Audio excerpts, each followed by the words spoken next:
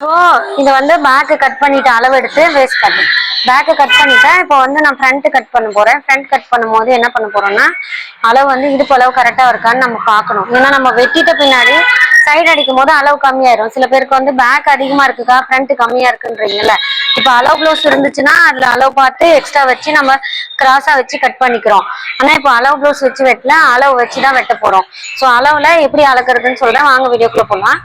இப்போ வந்து பாத்தீங்கன்னா இது ப்ளவுஸ் வந்து பாத்தீங்கன்னா 32 எடுத்திருக்கேன், 32 எடுத்திருக்கேன். ஸோ இதை வந்து 32ல பாதி வந்து பாத்தீங்கன்னா 16ல பாதி பாத்தீங்கன்னா 8.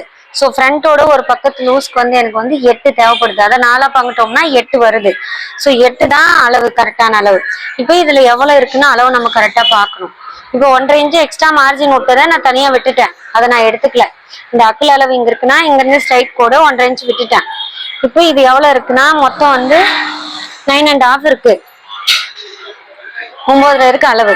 ஸோ 9.5ல 8 மைனஸ் இது 9.5 இருக்கு அளவு. ஆனா நம்மளுக்கு ரெடி அளவு 8 வேணும், 8 வேணும் சைடு அடிக்கிறதுக்கு. இதுல இருக்கிறது 9.5 இருக்கு. இப்போ இதுல வந்து பாத்தீங்கன்னா கப்ளூஸ் டாட்டுக்கு வந்து 2.5 இன்ச்சு விட்டுருக்கேன். அந்த 2.5 இன்ச்சை வந்து 9.5ல மைனஸ் பண்ணா மீதி எவ்வளோ? 7.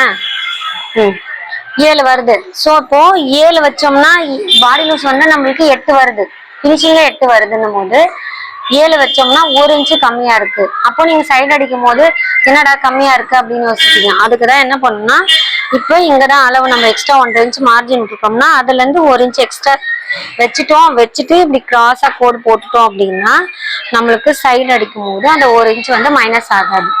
எப்படின்னா சைடு அடிக்கும் போது கம்மியா வருது நிறைய பேர் கன்ஃபியூஷன் ஆகுங்க, அந்த கன்ஃபியூஷன் வராது. ஸோ இந்த மாதிரி ட்ரை பண்ணி பாருங்க. எத்தனை பேருக்கு புரிஞ்சுக்குன்னு கமெண்ட் பாக்ஸ்ல கமெண்ட் பண்ணுங்க. அப்படி புரியாதவங்க கமெண்ட் பாக்ஸ்ல கமெண்ட் பண்ணுங்க. இந்த வீடியோ உங்களுக்கு பிடிச்சிருந்தா நம்ம பேஜை ஃபாலோ பண்ணிக்கோங்க. தேங்க்யூ.